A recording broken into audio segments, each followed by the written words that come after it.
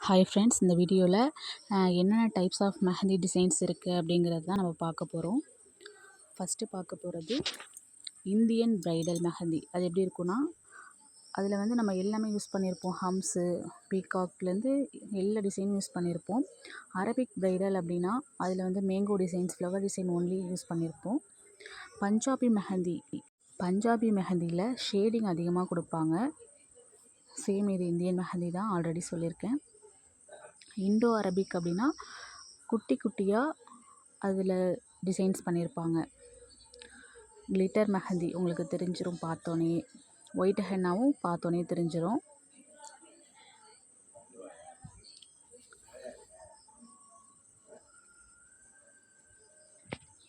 Moroccan mehndi அப்படின்னா அடைச்சி போடுவாங்க, கை ஃபுல்லாக வந்து போட்டிருப்பாங்க.